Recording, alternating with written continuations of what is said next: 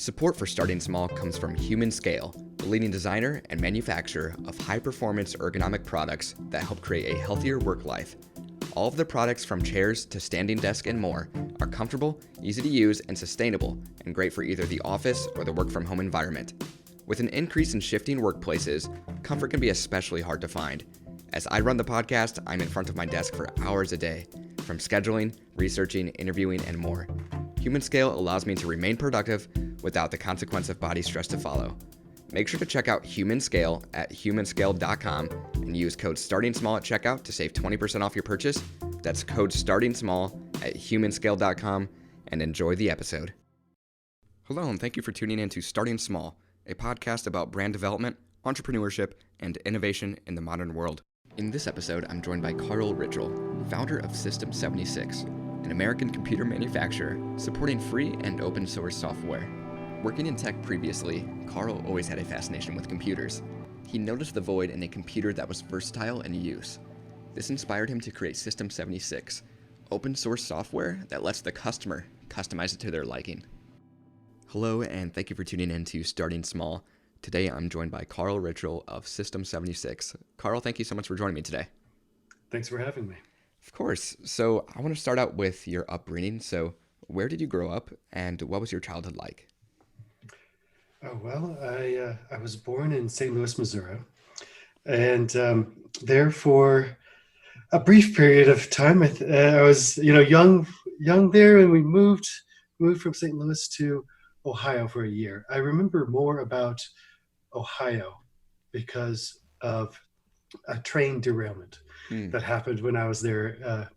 When we lived there, I think I might have been 5 or 6, or something like that, and there was a train derailment that spewed toxic stuff into the environment nearby our home, and we had to be evacuated numerous times while we were there over just the 7 months that we were there.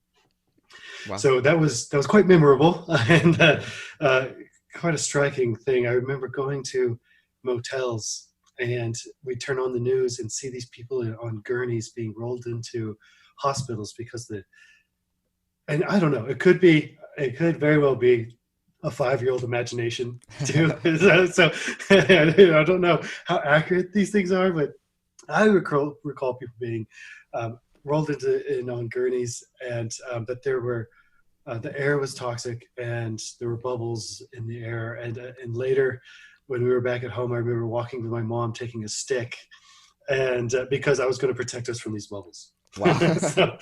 so now that was our 7 to 9 months in Ohio. We didn't last long. Yeah. And then we moved to Colorado. So I was pretty young when we moved to Colorado, and I've lived here ever since.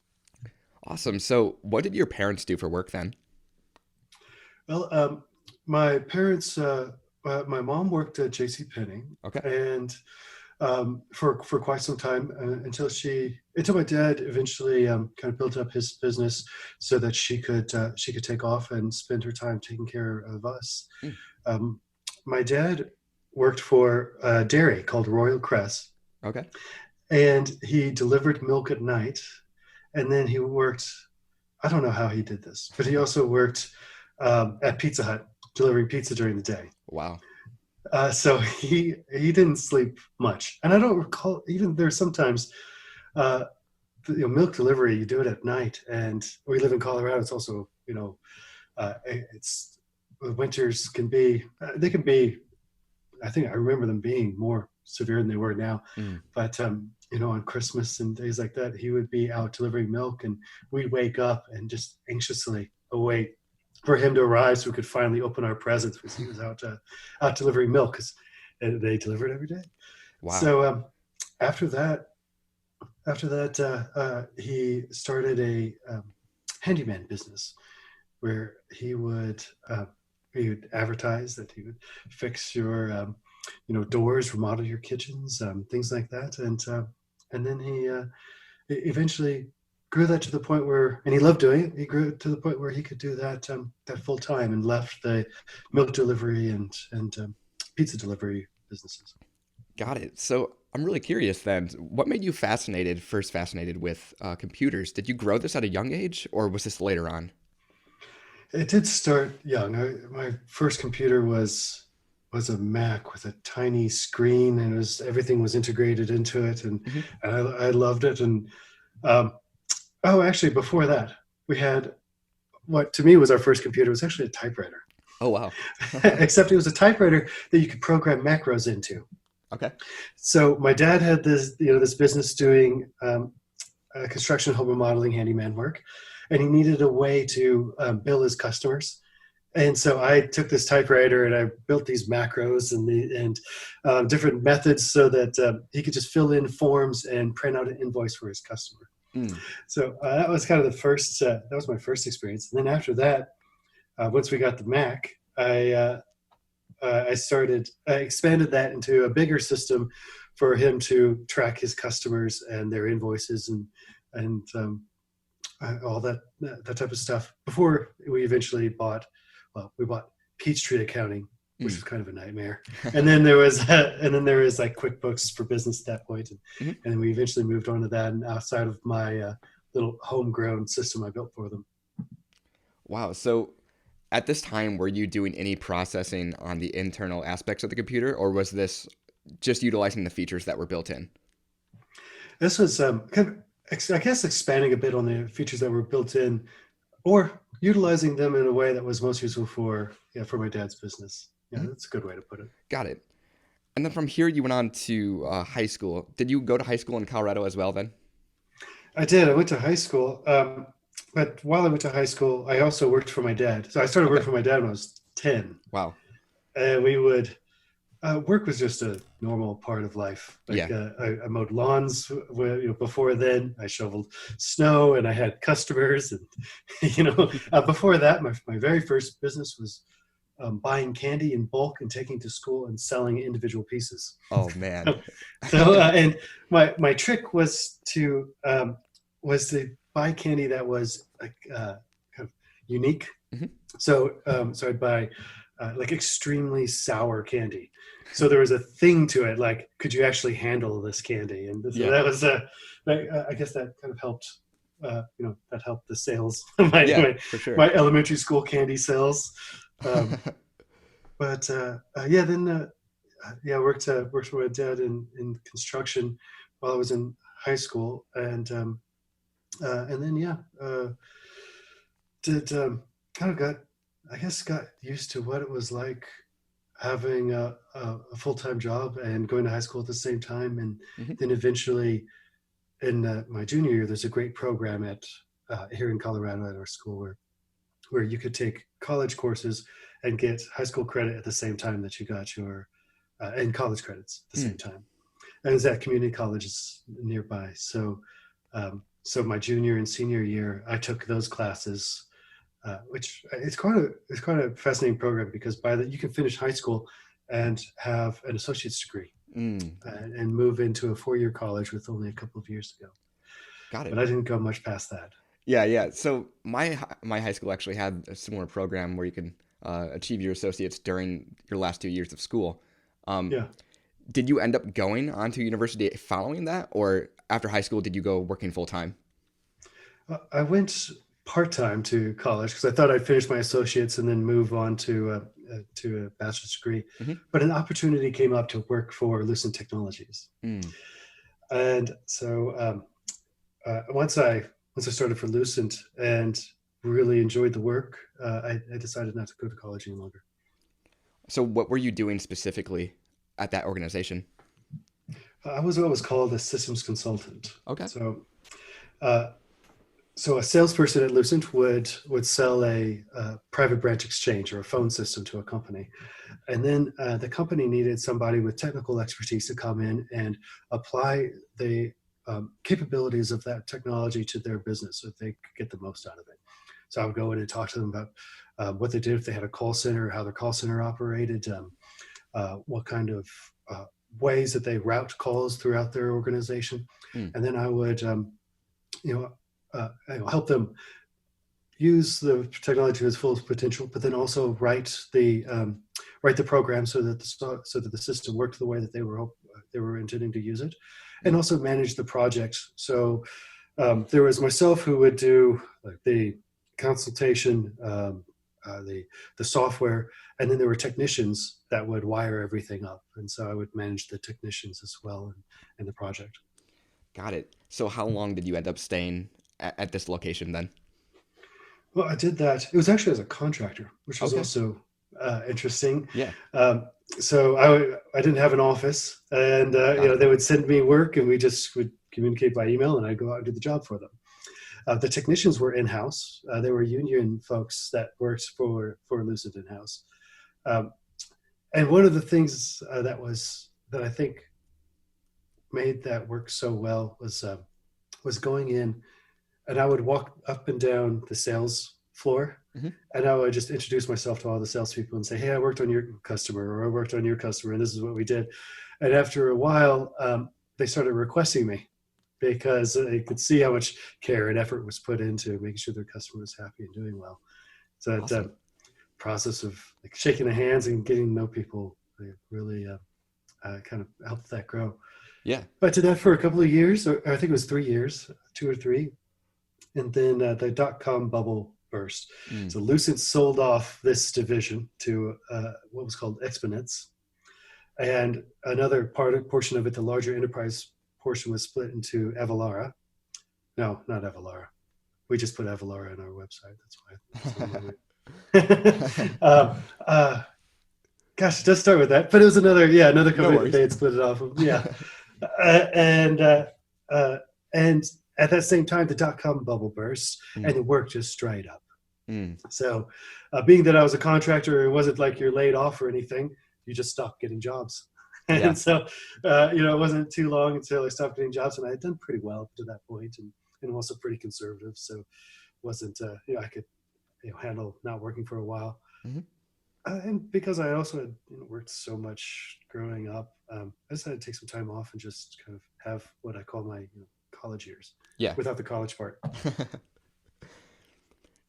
So you took time off. Were you doing any contract work in between for, say, your dad or any other companies on and off? No, no, I just took time off actually. Yeah. So it was about a year and a half to 2 years that I didn't work.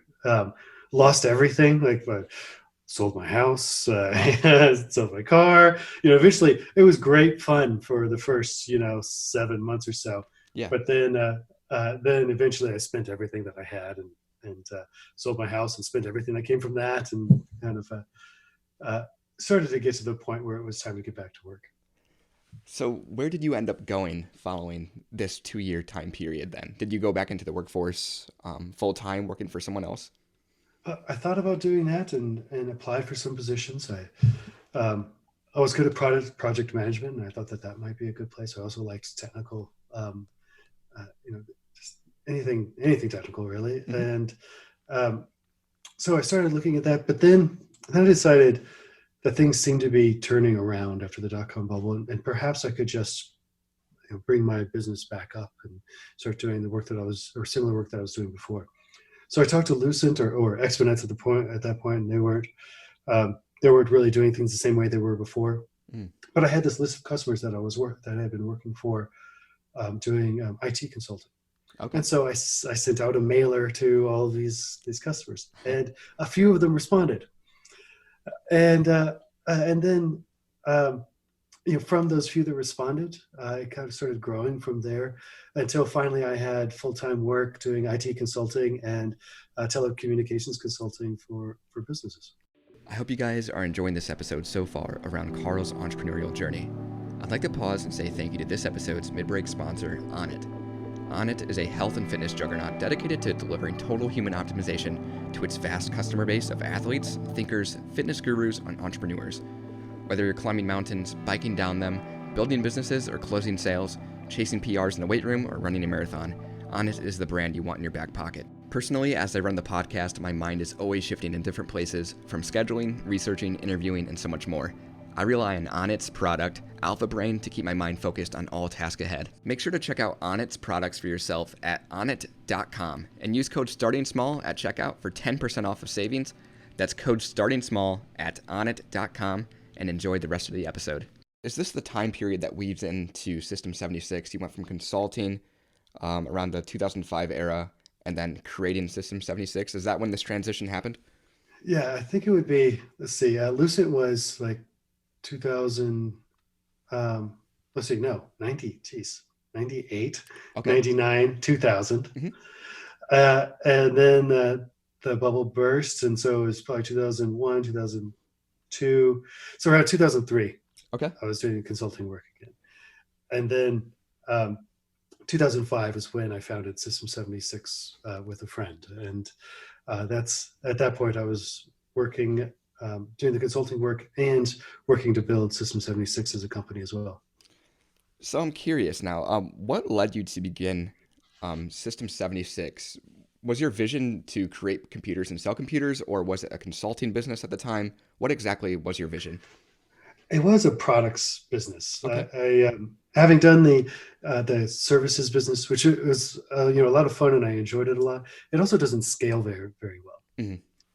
or at least I wasn't good at scaling it. Products companies, I think, and products themselves are a bit easier to scale, even though it's challenging. Um, it's easier to scale them.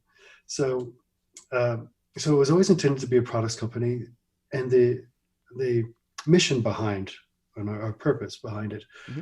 uh, was to uh, was to provide a means by which people could experience open source software, a Hmm. high quality means.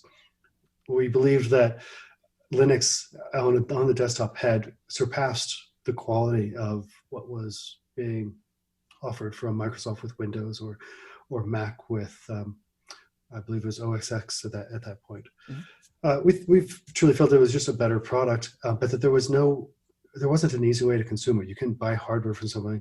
There wasn't a company that or a group that was ensuring that everything worked out of the box, uh, and that when this product was gone, they had another one coming up next to it, so you could depend on that company being there to supply you with hardware Mm. long term. And those are kind of the things that I think businesses and people depend on or want to depend on to trust moving over to something new. Yeah. Because is there some longevity here? And even though we were a startup and poor and just working hard to build good products, people put their trust in us, and over the time we were able to return that with solid support and continual updates to their hardware and new versions of the hardware and being a reliable source for Linux desktops. Amazing. So, generally speaking, what does the decision to sell open source mean to you, your customers? So, to a listener out there who might not be fully aware, what does that exactly mean to your customer? Well, open source at the highest level means that the source code for the software is available to everyone. Mm. It can be read, it can be modified, it can be redistributed, it can be learned from in that entire process. So there's a very, especially with what's called the GPL, the General Public License, which is most open source software uses, Hmm. there's a very strong social pact built into it. And that's, it's similar to the idea that a rising tide lifts all boats. And that once you build that piece of software and you put it out there, if someone else improves upon it, they are required by the license to provide those improvements back. You can choose whether or not you accept them and pull them into your work, Hmm. because for you, maybe that improvement isn't your vision for the software that you're building, but that means that someone else can fork it and develop and continue the development of that project in their own vision. Mm. So it's just an exceptionally powerful way. Computers are the most powerful and versatile thing we've ever invented. Hmm. And what open source does is just create this one a socioeconomic uh, equalizer across all all socioeconomic situations. So you have free software that is exceptionally powerful, available to everyone, and is not by its nature of being free. It's not less than anything else by its nature of being free. These days, it's even more because it's free, and so many people contribute to its quality and the things that you can get out of open source. Mm. So yeah, it's an exceptionally powerful thing for people in general, Yeah. and that was what was so I think important in missing was that it's very easy that to, as a being a Dell or an HP or whomever else, you're doing really well selling Windows laptops and desktops. You're a huge business doing that. Um, does it make sense? How can you say no? This is a better product with this Linux operating system you never heard of. Hmm. You just don't change course that way. Yeah. And so it needed a new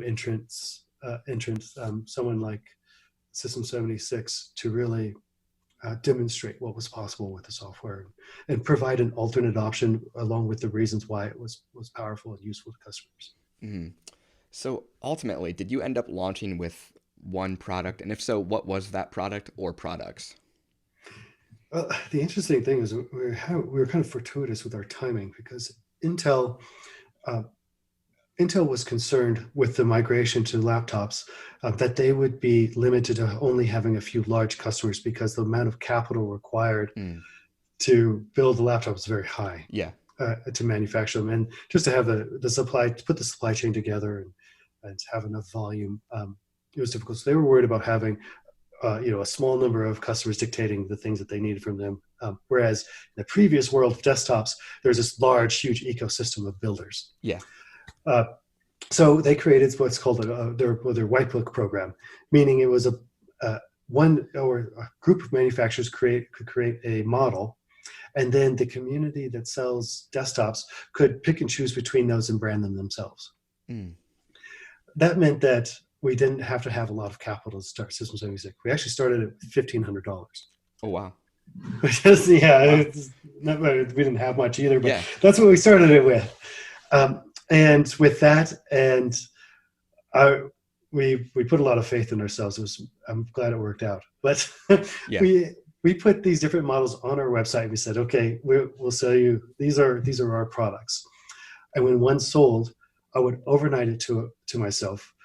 We would work on engineering all the different devices and the drivers for the different devices and functionality for the laptop so that it worked when we shipped it to the customer. And we do that in 2 or 3 days, just the entire laptop and all of the work. Wow. And then we build a backup medium so that they could restore. We didn't have imaging systems at this time where we could copy a image and move it over, from system to system to system. Hmm. So we would use this, backup disk to do that. Everything had CD-ROMs and you burn to them.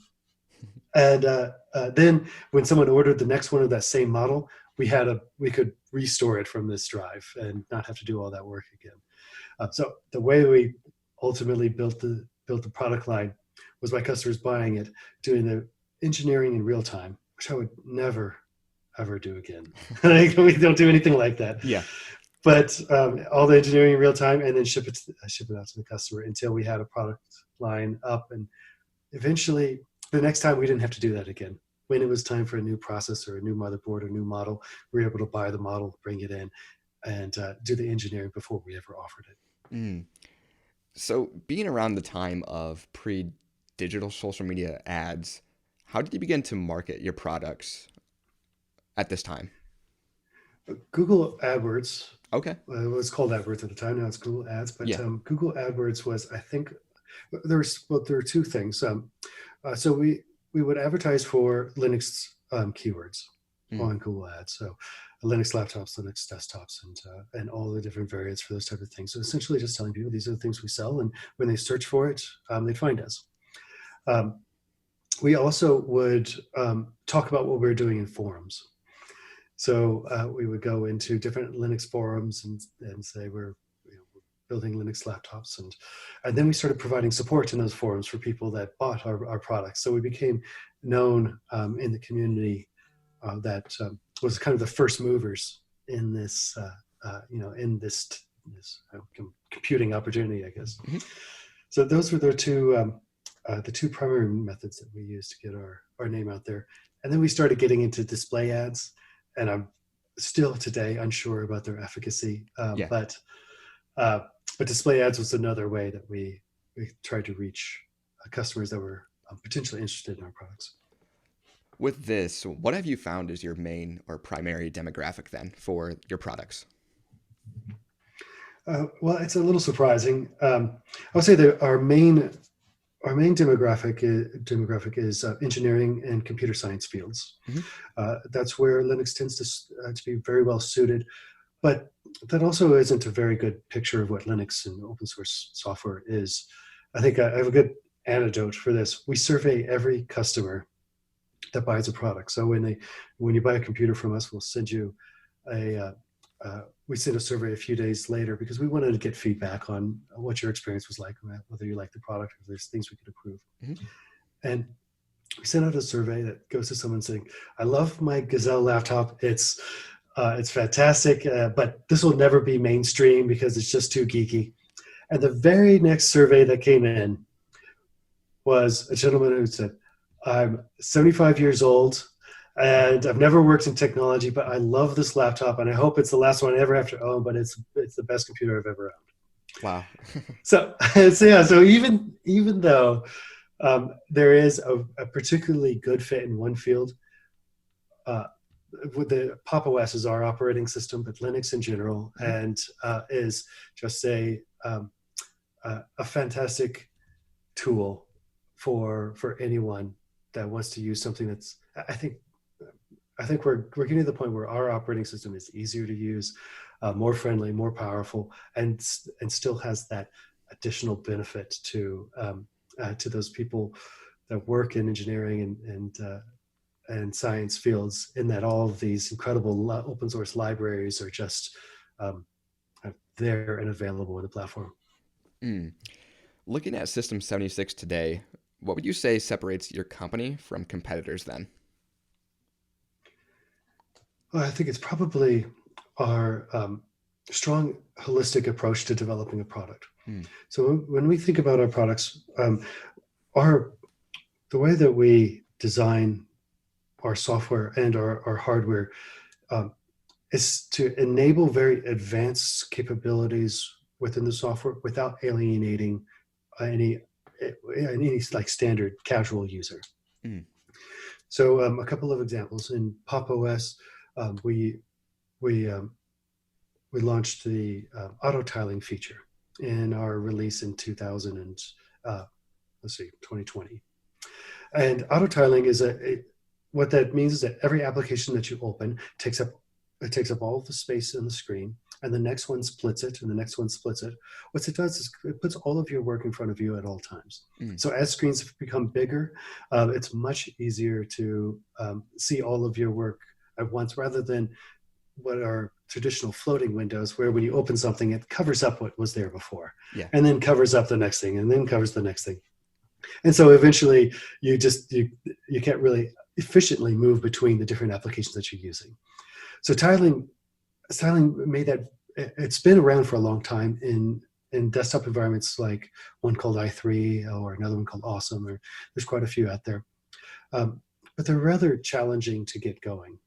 And part of the fun with those two is their tinkering. You customize it to the point of, to an extreme point, to exactly what you want, but you can't just turn it on. Like when you start i3, there's no way to even launch an application, Mm. Yeah. which is fine for i3 and those users. That I loved i3 for a long time, but we wanted to make that approachable and easy for newcomers to get that, powerful capability, this new feature, without alienating people who had been using floating forever. So we have a switch that when you turn the switch on, you can try out this different way of using your computer.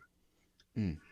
We've done the same thing in hardware with a new keyboard that we're launching it's called the Launch keyboard. Awesome. And we found in our research that people tend to use either their right thumb or their left thumb when they're using the spacebar. We also found that people don't move their thumbs out very far, and yet spacebars are these really long bars, and your thumb is your most Yeah. powerful digit anyway. So we reserve this thumb, the most powerful one that we have, to just kind of smashing this enormous bar at the bottom of the screen, and it's or bottom of the keyboard, and it's not. It wastes your thumbs, and it wastes the possibilities down there. So we shrunk the space bar and we split it in two, Mm. because if you're like me and you always use your right thumb, that means you can reprogram the left thumb to do something else. Yeah. The shift and backspace keys are very far away, and they're on your weakest digit. They're on your pinky, but they're used often. Even if you're a 95% typer, that means 5 out of every 100 words, you have to go up there and hit backspace. Hmm. So you could. It's sometimes it's hard to adapt to some new things like this, but we include another key where you can switch out that. For me, it would be the left space to a backspace, and now instead of stretching my finger out there every time, I can just hit my left thumb down. Mm. And the other modifiers that are next to the space bars are really useful keys, and I think we forget how useful they are. We all use Control C and Control V, Yeah. but your control on the right side is very far away. And so we don't use it for things like Control L and Control K, which are useful in every application for searching or highlighting the URL bar in a browser and things like that. So we move it in closer. So we could do all of these things to make the computer more powerful from the hardware to the operating system, and do it at the same time without alienating a casual user that just wants to jump on the computer and use it. Mm. I really look forward to seeing that new launch keyboard. That sounds really interesting, and as you mentioned, it really does fix a lot of just the efficient problems that current keyboards are facing right now. Right, and yeah, it's the natural instinct is to say, oh, there's all sorts of problems with that. We just have to throw it away. But we need to give people bridge Yeah. to being to. I want to help people be computer gods and be able to do anything they want to do with their computer with this incredible efficiency, but not but not have to relearn everything that they knew before about how to use a computer to do so. Yeah, for sure. So I'm sure this varies from desktop to laptops, but what is your top seller to date, if you're aware? Um, Laptops are our top seller. Okay. That's one of the reasons when we started manufacturing, we did design and manufacturing, we did desktops first because we wanted to, bite off a smaller chunk before we got into doing laptops ourselves. Hmm. But laptops, and we have two flagships. One is our Lemur Pro, which is probably by volume our most popular, and then our Oryx Pro, which probably by revenue is the most popular. Mm. From a customer POV, then, what does the configure process look like? And today, how long does that kind of look like from ordering to receiving? Oh, today is a uniquely challenging time. Yeah. The supply chains are an absolute mess, like I've never seen in 20 years. Mm. So, so from the customer's point of view, we don't have a lot Yeah. that we would normally have, but we still adhere to that philosophy that the customer should be able to make a lot of different choices to design their computer to exactly what they want. Mm-hmm. So it's less. A lot of companies kind of moved over to this less is more idea, where you can choose between 4 or 5 things, and you can't really upgrade a lot on your computer or really customize it. We still provide that capability. We believe we provide it in a way that's also easy to consume and choose, so that you can really get exactly what you need for what you're doing. On the order to delivery side, normally we're able to do that within 6 business days, and rush delivery, which means we can bump you up in queue if you really need it. Rush delivery within 24 hours. Wow. Okay. But yeah, the timelines are all over the place right now, just because the supply chain is in tatters. Mm. So I like to conclude each episode with this. If you could share one piece of advice with an aspiring entrepreneur, what would that be? Maybe something you've learned or regret? Just anything. I think I'd say endurance is probably the thing that matters the most. The first 5 years are incredibly challenging. And I don't know why 5 years is magical, but there is something that happens. Like, you've built enough momentum, enough of a customer base where you're not necessarily clawing and scratching for every single order, because you have some customers that are coming back again. So go in knowing that endurance matters, and it's going to take a while before you really start to feel the impact of your work.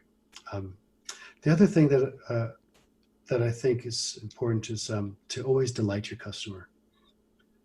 They're the key to your success, and their trust in you is the reason that you could be successful.